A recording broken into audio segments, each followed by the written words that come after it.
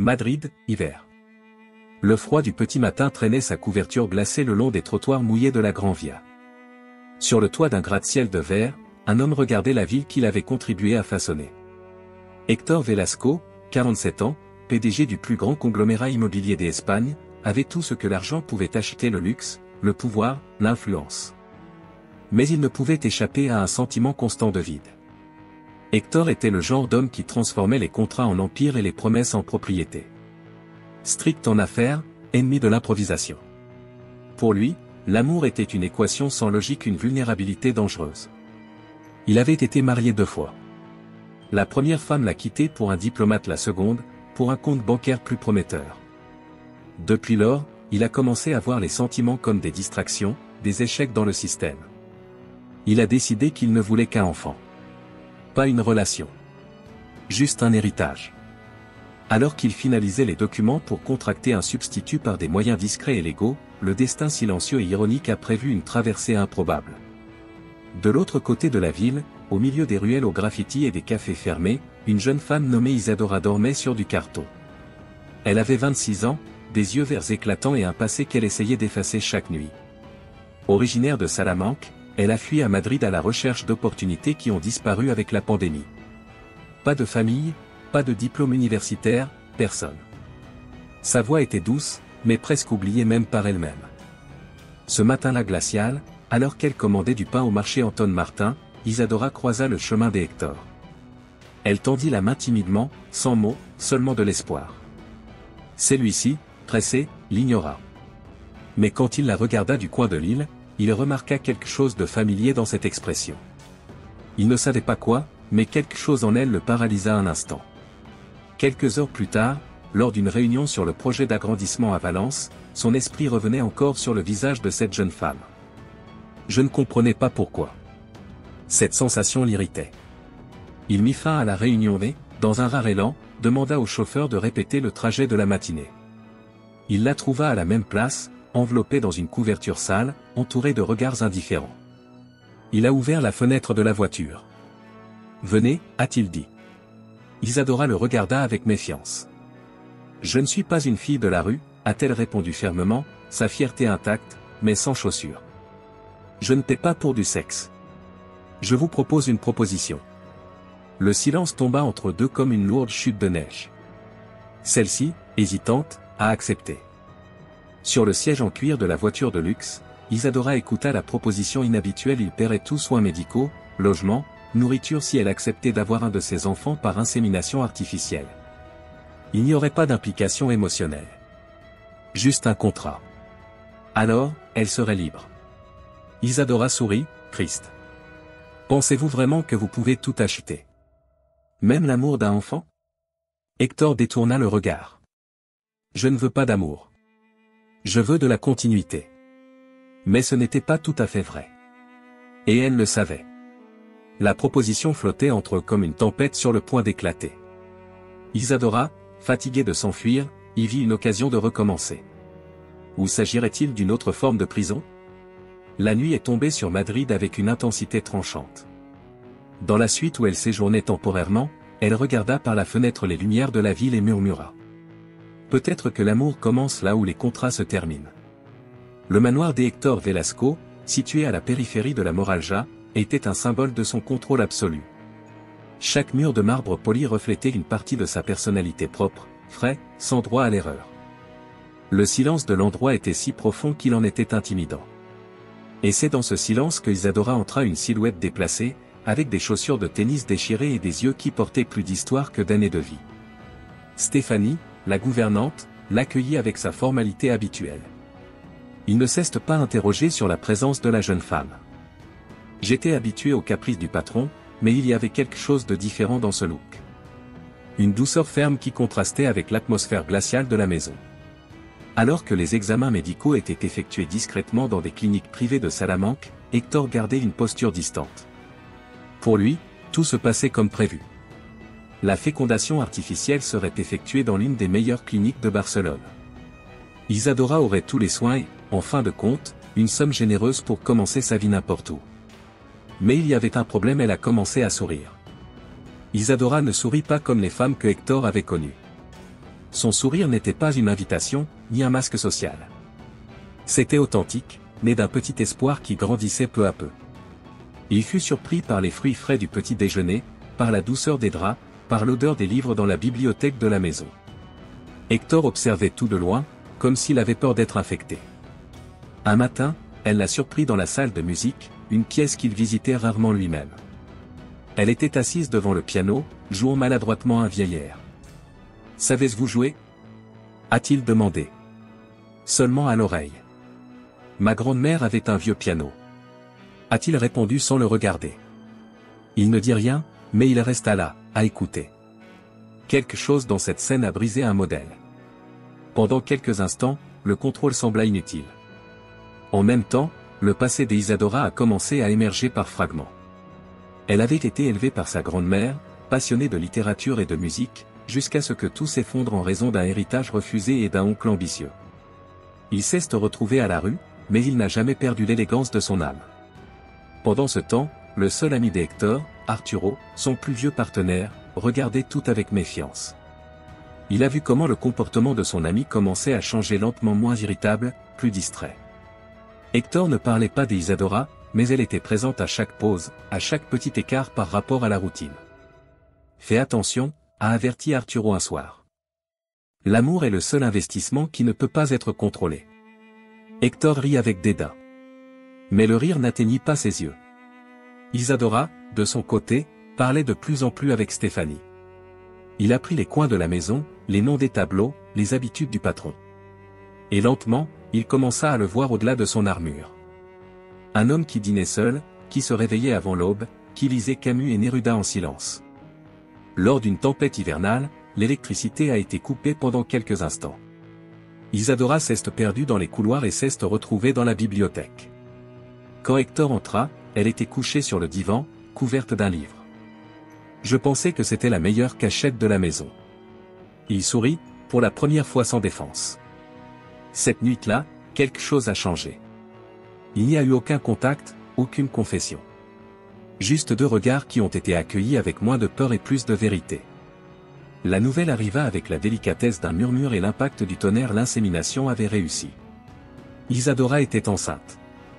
Le contrat prévoyait tout: stabilité, soins médicaux, silence, et pourtant, le moment où le médecin confirmait la grossesse faisait trembler en Hector quelque chose qu'il ne savait pas comment nommer.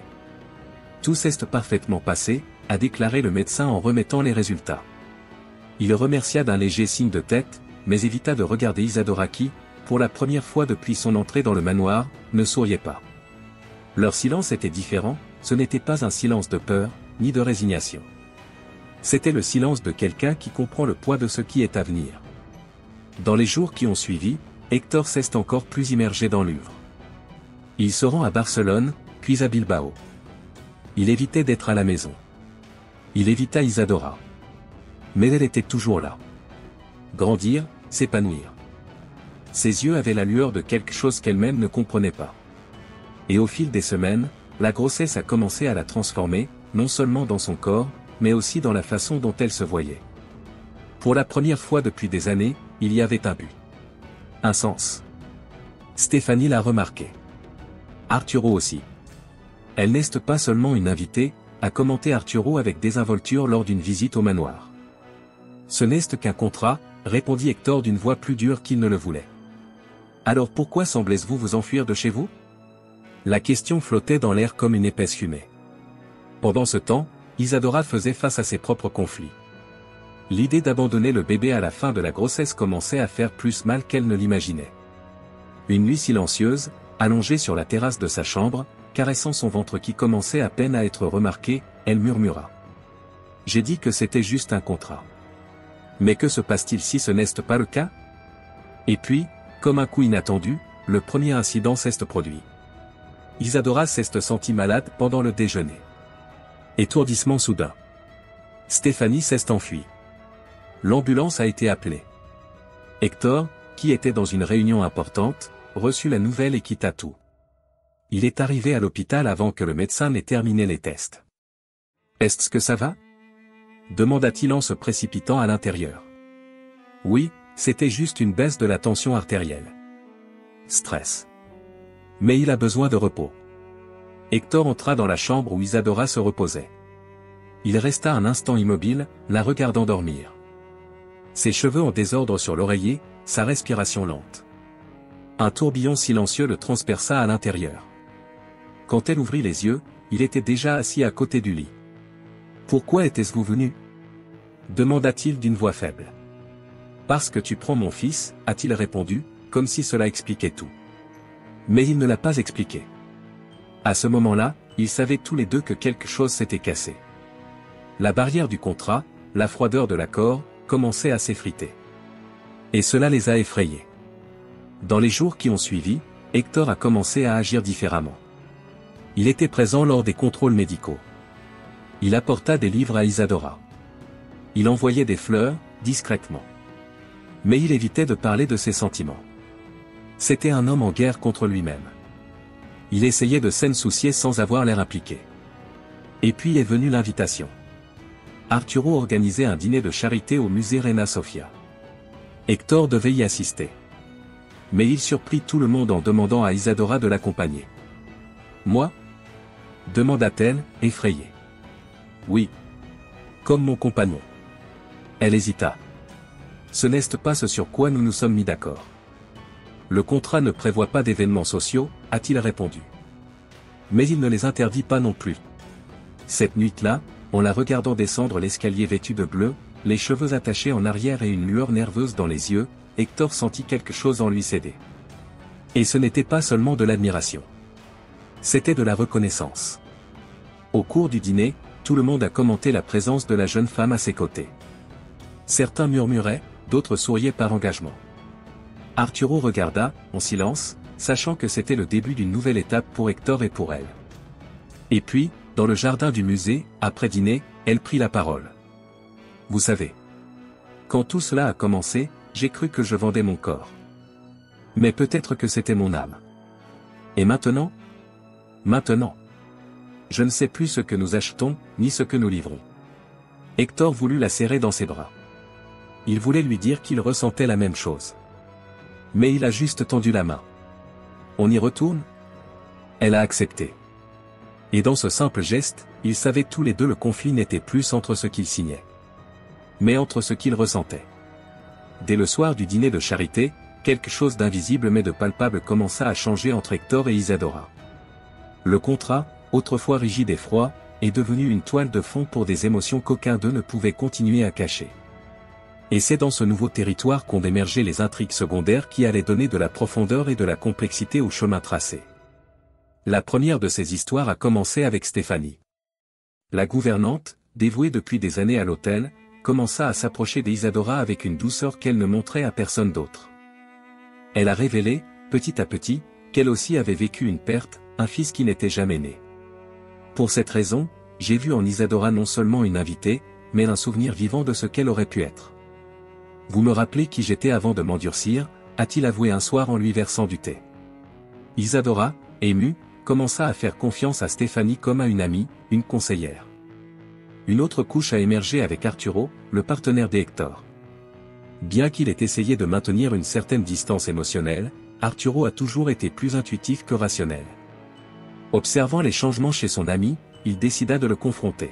« Si vous n'ouvrez pas votre cure, quelqu'un d'autre ouvrira pour vous », a-t-il dit, laissant un avertissement ambigu dans l'air. La même semaine, Hector a rencontré Clara, une femme d'affaires de Valence, lors d'une réunion d'affaires. Clara était intelligente, charmante et clairement intéressée. Il a essayé de se rapprocher, faisant allusion à une rencontre au-delà du professionnel. Hector hésita. Quelque chose dans son esprit le retenait un souvenir, un parfum, un sourire sur une autre terrasse. Isadora, quant à elle, a commencé à passer plus de temps avec Stéphanie, à visiter les librairies et à se reconnecter avec le monde. Lors de l'une de ses sorties, il a rencontré par hasard un vieil ami de Salamanque, Miguel, un musicien de rue qui jouait maintenant dans des cafés indépendants à Madrid. La joie des retrouvailles réveilla des souvenirs d'une époque plus légère, ce qui provoqua un pincement de jalousie chez Hector. « Tu t'approches trop de ce garce-là » a-t-il dit, sec. « Et vous ? Allez-vous dîner avec des femmes d'affaires et faire semblant de ne rien ressentir pour moi ?» Elle répondit, sans crainte. La tension montait. Non seulement à cause de la grossesse qui a progressé à chaque battement de cœur FTAL à l'échographie, le lien entre eux s'est renforcé, mais aussi à cause de la proximité émotionnelle qu'aucun d'eux ne voulait admettre. Pressés par ce tourbillon, ils ont pris une décision commune: préparer un espace spécial pour le bébé dans le manoir. Au début, il ne serait que fonctionnel. Mais c'est vite devenu symbolique. Ils ont choisi des meubles, des couleurs, des peintures. Chaque détail était une construction silencieuse d'affection. Hector ne l'a pas remarqué, mais il apprenait à se connecter avec quelque chose au-delà des contrats avec soi. Dans ce processus, une nouvelle facette a été révélée. Isadora a commencé à écrire des lettres pour le bébé, conservées dans un journal intime. Dans l'un d'eux, il a écrit: Peut-être était-ce-vous venu au monde pour un accord. Mais vous serez élevé avec ce qu'il y a de plus pur, un amour imprévu. Mais les jours étaient comptés. Selon le contrat, au cours du dernier mois de la grossesse, Isadora a dû déménager dans une autre maison, séparée des Hector. Un obstétricien exclusif l'accompagnerait. Le plan était de garder une distance émotionnelle. Mais quand le jour du déménagement est venu, elle a hésité. Et lui aussi. Tout est prêt dans l'autre direction, a rapporté Stéphanie. Hector se contenta de hocher la tête, mais ne regarda pas Isadora dans les yeux. Si je pars maintenant, commença-t-elle, la voix brisée, c'est peut-être la fin de ce que nous n'avons jamais osé commencer. Il garda le silence. Et ce silence disait tout. Il pleuvait quand Isadora a été emmenée dans sa nouvelle résidence, une maison confortable, spacieuse mais sans âme. Les fenêtres donnaient sur un jardin impeccable, bien que stérile. Les murs blancs, sans peinture, sans histoire. C'était tout ce que le contrat prévoyait: confort, sécurité, distance. Stéphanie l'a aidé à déménager. Il m'a dit au revoir avec une étreinte plus longue que d'habitude. Hector, en revanche, ne parut pas. Il a envoyé des fleurs. Une brève remarque. Que tout se passe bien. Et sur ce, un rideau s'est refermé entre eux. Pendant les semaines qui ont suivi, Isadora a vaqué à ses occupations habituelles: examens médicaux, repos, promenade dans le jardin. Mais son cœur était agité. Elle écrivit de plus en plus dans son journal, non seulement des lettres pour le bébé, mais aussi des confessions tacites pour Hector. Il lui manquait, non pas le manoir, ni le luxe, mais lui. L'homme qui commençait à naître derrière l'homme d'affaires. Et puis le point de rupture est arrivé. Par une nuit d'orage, Isadora se réveilla avec une douleur intense. Saignement soudain. Stéphanie, qui dormait dans la pièce voisine par précaution, a réagi immédiatement. En quelques minutes, l'ambulance est arrivée. À l'hôpital, les médecins se sont précipités pour la stabiliser. La grossesse était à risque. Hector fut prévenu par Arturo. Hector, il est à l'hôpital. Saignement. Complications graves. Il sortit sans dire un mot, le visage pâle et l'expression vide. Mais à l'intérieur, son monde s'effondrait. Il est arrivé à l'hôpital trempé par la pluie, sa veste collée à son corps. Il courait à travers les couloirs comme un homme qui n'a jamais couru pour autre chose que le profit. Il trouva Stéphanie dans la salle d'attente, pâle. « C'est bon ?» il cria, incapable de contrôler sa voix.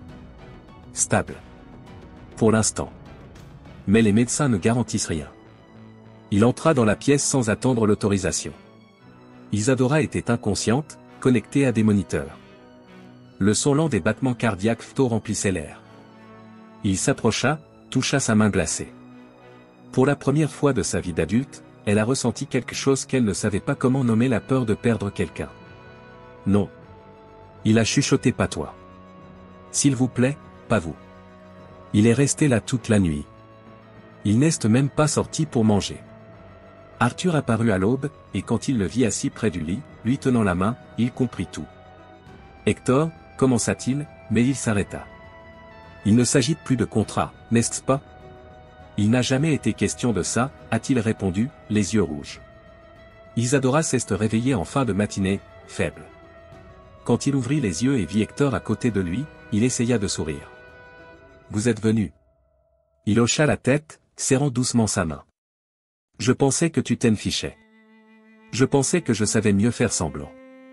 Elle éclata de rire, d'un son faible mais authentique. Et maintenant? Il hésita. Puis il dit. Maintenant. Vous rentrez chez vous. Chez nous. Le même jour, le transfert a été autorisé. avec des soins spéciaux, des médecins de garde, tout ce dont vous aviez besoin. Mais, avant tout lui. De retour au manoir, Isadora fut installée dans la pièce à côté de celle d'Hector. Mais les nuits suivantes, il dormait sur le canapé de sa chambre. Juste pour s'assurer que tout allait bien, a-t-il dit. Mais c'était plus que cela. Je ne pouvais plus être loin d'elle. Un matin, alors qu'elle dormait, Hector a lu son journal par hasard. Il était ouvert sur la table, avec une page exposée. Vous pensez que vous me protégez par votre silence, mais c'est votre silence qui me fait le plus mal. Je veux juste que vous disiez que vous vous sentez. Même si vous ne savez pas quoi. Le lendemain matin, il a laissé une réponse manuscrite sur le même journal. Je ressens. Même si je ne sais pas comment le nommer. Et je ne veux plus faire semblant de ne pas le faire. Quand elle l'a lu, elle a pleuré. Pour la première fois, non pas de peur, mais de soulagement. Quelque chose de nouveau était né, plus fort que la peur, plus profond que la douleur. À partir du moment où Hector a laissé ces mots dans le journal, quelque chose s'est rééquilibré entre lui et Isadora. Ce n'était pas encore un amour déclaré, mais c'était la reconnaissance mutuelle d'un sentiment qui ne pouvait plus être ignoré. Les conséquences de cette ouverture se sont rapidement manifestées, tant sur le plan émotionnel que social. Isadora commença à se sentir plus confiante. Non seulement physiquement, mais émotionnellement accueillie. Pour la première fois depuis le début du contrat, j'avais l'impression d'être considéré comme plus qu'un utérus. Il y avait de la tendresse dans les gestes d'Hector, parfois subtils, comme lorsqu'il faisait lui-même le thé le matin ou lorsqu'il lui lisait avant de se coucher, trébuchant nerveusement sur un mot de français. Cependant, le monde extérieur commençait à réagir. Arturo, toujours observateur, remarqua le changement définitif. « Vous êtes amoureux d'elle » a-t-il dit franchement. Hector ne l'a pas nié. Il a juste pris une profonde inspiration. Oui. Et gêne et peur.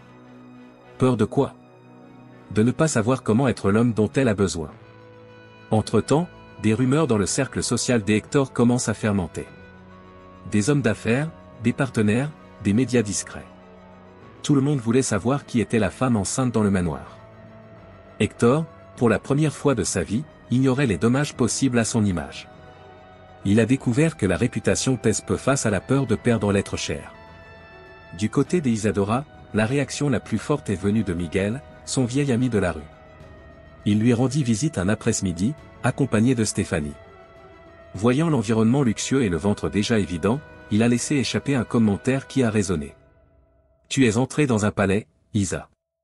Mais attention à ne pas devenir un prisonnier doré. » Cette phrase l'a secoué. Cette nuit-là, il demanda à Hector. « M'aimais-tu vraiment? Ou aimez-vous l'idée de moi ?» Hector garda le silence. Il la regarda longuement. Puis il dit. « Je t'aime. Malgré moi. » Elle sourit. Et il a pleuré. En même temps. 8 mois s'étaient écoulés. Le travail approchait. Le plan initial était que Isadora accouche dans une clinique exclusive à Tolède, avec une équipe médicale limitée.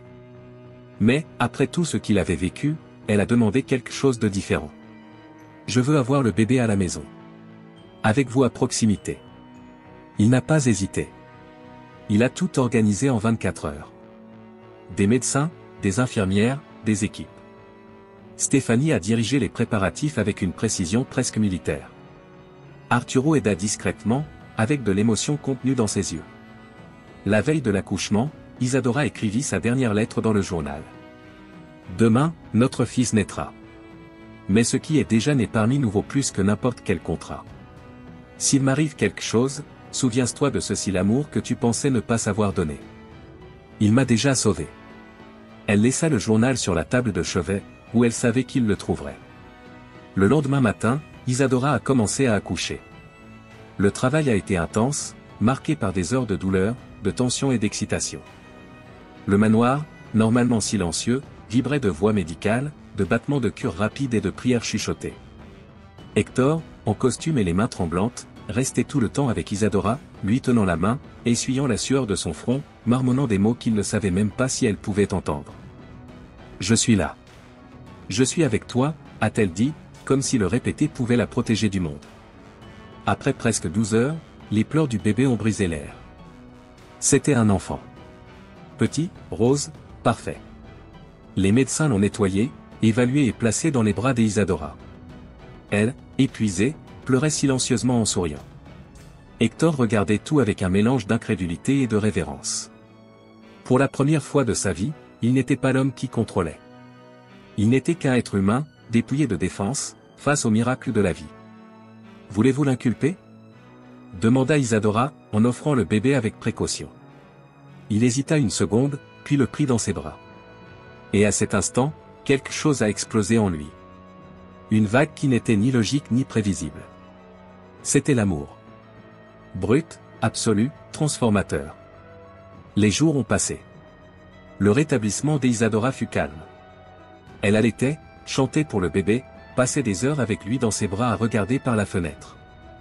Hector, qui avait l'habitude de remplir ses journées de réunions et de contrats, partageait maintenant les petits matins avec elle, apprenant à préparer des biberons, à changer des couches et à raconter des histoires.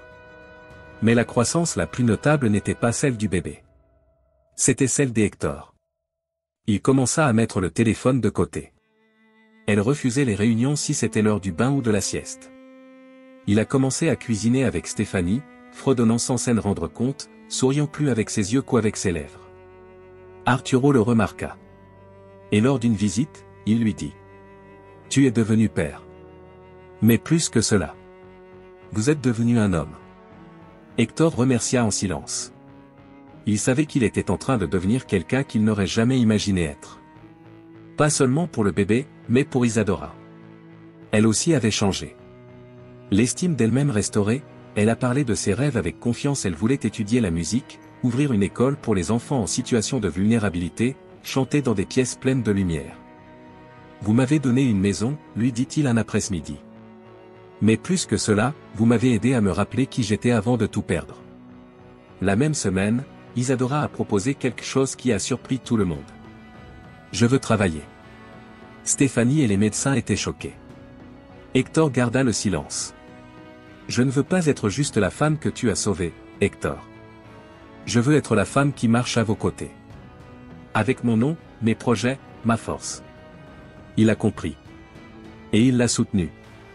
Ensemble, ils ont commencé à installer un petit studio de musique à l'intérieur du manoir. Il a embauché des enseignants, des architectes et des designers. Mais il l'a laissé prendre toutes les décisions. « Cet espace est le vôtre », a-t-il déclaré. Comme mon cœur l'est déjà. Il n'y a pas eu de déclaration théâtrale, pas de promesses grandiloquentes.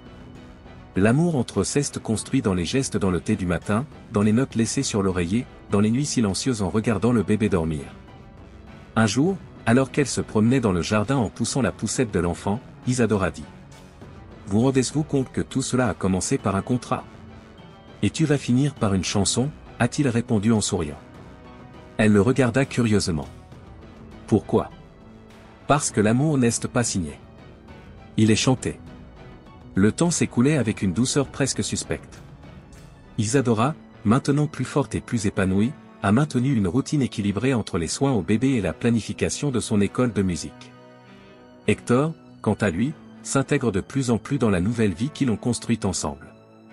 Il a continué à travailler, oui, mais avec d'autres priorités. Le monde de l'entreprise n'était plus leur seul champ de bataille. Mais, comme dans toute histoire qui est sur le point d'atteindre son apogée, la tranquillité ne durerait pas longtemps. Tout a commencé par la visite inattendue de Clara, la femme d'affaires valencienne qui, quelques mois auparavant, s'était intéressée à Hector. Il est apparu par hasard à une réunion du conseil d'administration de Velasco Corp, au moment où Hector commençait à reprendre une partie de ses activités. Après la réunion, il a demandé une conversation privée. Il a accepté, par courtoisie. « Tu as l'air d'un autre homme, » dit Clara, assise en face de lui dans son bureau. « Vous êtes plus. Lumière. » C'est une nouvelle étape, a-t-il répondu évasivement. Ou une nouvelle personne, peut-être ? Clara sourit d'un air insinuant. Avant que Hector ne puisse répondre, elle lâcha la véritable bombe. « Je pensais que tu devrais le savoir. Certains membres du conseil d'administration remettent en question votre capacité de leadership. On dit que vous êtes absent, distrait, plus concentré sur les romances domestiques que sur les affaires. » Hector fronça les sourcils. « Tu me menaces ? Je vous donne un avertissement, » a répondu Clara. « Vous pouvez tout perdre. » si vous continuez à agir comme si l'amour était plus important que le pouvoir. Cette nuit-là, Hector arriva au manoir plus sérieux que de coutume. Isadora le remarqua immédiatement. Que s'est-il passé? Le monde. Il frappe à la porte. Ils se sont assis sur la terrasse, avec le bébé endormi à côté d'eux, enveloppé dans une couverture. Hector lui expliqua la situation. Elle écoutait tout en silence. Et qu'est-ce que tu vas faire? Il hésita. Je ne sais pas. Isadora prit une profonde inspiration. Hector, je ne t'ai jamais demandé de choisir entre moi et le monde. Mais si le monde vous oblige à le faire. Peut-être que le problème n'est pas l'amour. Que ce soit le monde. Ces mots ont résonné dans son esprit pendant des jours. Pendant ce temps, le studio musical d'Isadora était presque prêt. Il ne manquait plus que l'inauguration officielle. Elle voulait faire de l'événement quelque chose de spécial, une célébration d'une nouvelle vie, d'une nouvelle scène, d'une nouvelle musique. Je veux qu'il soit ici, dans le manoir. Et jouer avec moi. Il ouvrit les yeux avec surprise. Moi? Touché? Oui. Une seule note. Mais ce sera le plus important. C'était une métaphore. Et il l'a compris. À l'approche de la date, Hector reçut un autre ultimatum du conseil d'administration: soit il reprenait le contrôle complet de l'entreprise, avec un objectif exclusif, soit il était remplacé en tant que président. Sous cette pression, il est resté silencieux. Mais quand elle a regardé Isadora et le fils qu'elle portait dans ses bras, elle a pris une décision. La nuit de l'inauguration est arrivée. Des amis proches, des musiciens, de jeunes étudiants boursiers d'Isadora. Tout le monde était présent. Le manoir, autrefois symbole de solitude, palpitait maintenant de vie, d'art et de but. Hector monta sur la petite scène installée dans le jardin. Il prit un triangle, à côté d'Isadora, joua une seule note à la fin de la mélodie qu'elle composa. La note a résonné comme un vote. Le lendemain matin, il démissionna de la présidence de Velasco Corporation. Il choisit la maison plutôt que le trône. La démission d'Hector Velasco a fait la une des principaux journaux espagnols. Le magnate qui a choisi l'amour, Velasco quitte l'empire pour vivre comme un homme ordinaire. Mais pour lui, il ne s'agissait pas de baisser les bras, mais de recommencer. Les premiers jours qui ont suivi la décision ont été un mélange de soulagement et d'incertitude. Bien qu'il ait été heureux aux côtés d'Isadora et de son fils, il n'a pas été facile d'abandonner des décennies de contrôle, des routines rigides et une identité forgée dans le monde des affaires. Le manoir, autrefois symbole de pouvoir, était maintenant un sanctuaire d'intimité, et aussi un miroir. C'est à ce moment-là que le dernier grand rebondissement a émergé. Une lettre arriva au manoir. Il venait de Salamanque, signé par un avocat. C'était un héritage. Le grand-père maternel d'Isadora, décédé récemment, lui avait laissé un petit théâtre abandonné dans le centre historique de la ville. La nouvelle l'a laissé paralysé. Est-ce réel? Demanda-t-il à Hector en tremblant. Très réel. Et peut-être très symbolique. Ensemble, ils se rendirent à Salamanque. Le théâtre, bien que détérioré, a conservé son âme: des rideaux de velours déchirés, des sièges couverts de poussière et une scène qui semblait soupirer des souvenirs. Isadora a gravi les échelons comme si elle redécouvrait une partie d'elle-même. C'était mon rêve, murmura-t-il. Enseigner la musique. Et peut-être chanter ici. À ce moment-là, Hector a pris une décision: ils allaient restaurer le théâtre. Avec l'argent qu'il avait encore et avec l'aide d'amis qui croyaient en leur nouvelle mission, ils ont commencé à planifier la transformation de l'espace. Mais avec cela est venue l'inévitable question: quand est-il de la vie à Madrid? Isadora regarda le bébé dans ses bras, puis Hector. Je ne veux pas qu'il grandisse sous les feux de la rampe et sous les contrats. Je veux qu'il grandisse là où le silence est musique et art, amour. Hector prit une profonde inspiration. Je savais que cela signifiait laisser derrière moi non seulement le passé, mais aussi l'endroit où tout avait commencé entre eux. Mais je savais aussi que l'amour exige du mouvement. Alors, allons-y, a-t-il dit. Là où ton âme chante, je le suis. C'est à ce moment-là que le véritable point culminant s'est produit. Lors de la réouverture du théâtre Alborada, le nom choisi par Isadora, toute la ville s'est réunie pour assister au premier concert, une présentation d'étudiants boursiers, d'enfants de familles modestes, dont les talents avaient été ignorés jusque-là. À la fin du spectacle, Isadora est montée sur scène. Silence total. Il y a un peu plus d'un an, je dormais dans les rues de Madrid. Aujourd'hui, je dors à côté de celui qui m'aime et je me réveille au son d'un bébé. Et des rêves qui se sont réalisés. Cet endroit n'est pas seulement un théâtre. C'est la preuve que la vie peut devenir poésie, a-t-il dit, la voix brisée. Hector, dans le public, n'a pas pu retenir ses larmes. Pas seulement à cause de ses paroles. Mais parce qu'il se considérait enfin comme un homme complet. Quelqu'un qui a choisi d'aimer, de servir, de grandir. Et puis, elle l'a appelé sur scène. Et maintenant, j'invite mon partenaire de vie à faire ce qu'il craignait le plus, jouer une note. Oui, un seul. Mais je vous promets que ce sera le plus finement réglé de la soirée. Des rires affectueux remplissaient la salle. Il monta l'escalier en rougissant. Il a touché le triangle. Et il a reçu la plus grande ovation de la soirée. À la fin du concert, une surprise.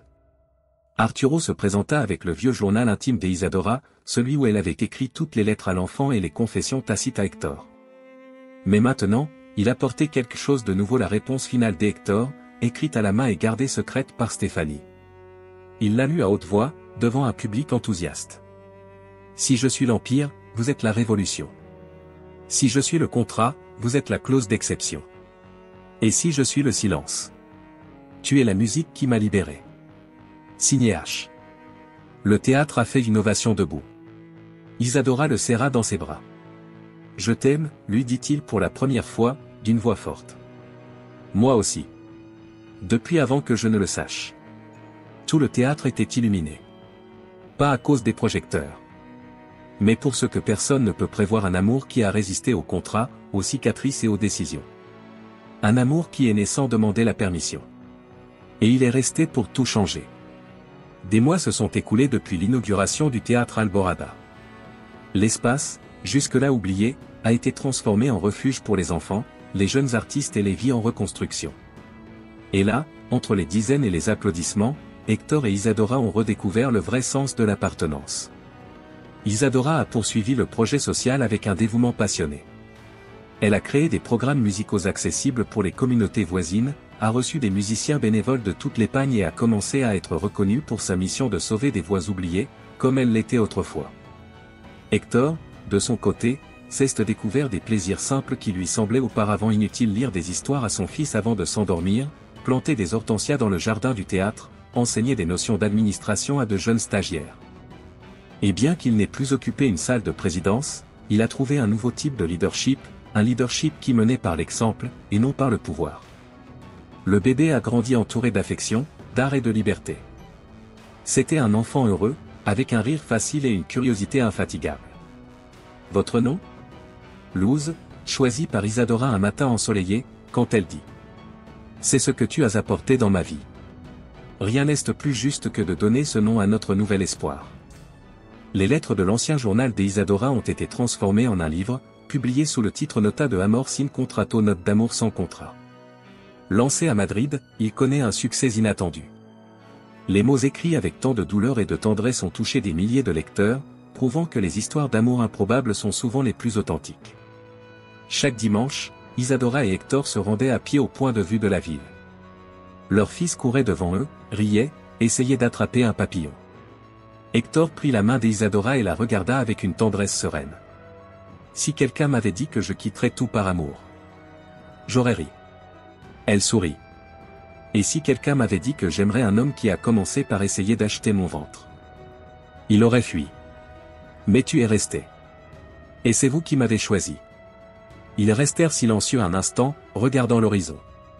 Il n'y avait aucune certitude quant à l'avenir, il n'y en a jamais. Mais il y avait quelque chose qui grandissait chaque jour: le choix mutuel. Pas de contrat. Pas de promesses grandioses. Juste deux cœurs qui ont appris à aimer entre les mailles de l'inattendu. Sa vie n'a pas suivi un scénario parfait. Mais c'était réel. Et plein. Et, finalement, c'est l'amour qui a signé toute l'histoire. 5 ans plus tard, le théâtre Alborada résonne des rires des enfants qui courent dans les coulisses. Isadora, aujourd'hui directrice d'un festival international de jeunes talents, regardait depuis l'aile de la scène, les yeux pleins de fierté. Hector, cheveux gris et l'air serein, tenait dans ses bras Luz déjà grande en applaudissant la nouvelle génération qui aimait la scène. Sur le mur principal du théâtre, une plaque dorée indiquait: là où le contrat se termine, l'amour commence. Et là où il y a de l'amour, il y a toujours une nouvelle vie. Ils se regardèrent et sourirent. Et le spectacle de la vie continuait. Si cette histoire vous a touché le cœur, partagez-la avec quelqu'un qui croit que l'amour peut s'épanouir dans les endroits les plus inattendus. Combien de fois ignorons-nous des liens qui pourraient changer notre destin? Combien de belles histoires abandonnons-nous par peur ou fierté? Commentez ci-dessous, avez-vous déjà vécu quelque chose qui a remis en question vos certitudes? Aimez-le si vous pensez que le véritable amour n'est pas signé. Elle se fait ressentir. Partagez cette histoire avec tous ceux qui ont besoin d'un peu d'espoir aujourd'hui. Et n'oubliez pas de vous abonner à la chaîne pour plus d'histoires qui vous excitent, vous inspirent et vous font réfléchir. Activez la cloche pour recevoir chaque nouvelle histoire dès sa sortie. Parce qu'au final, nous méritons tous un amour qui ne demande pas la permission, mais qui est là pour rester.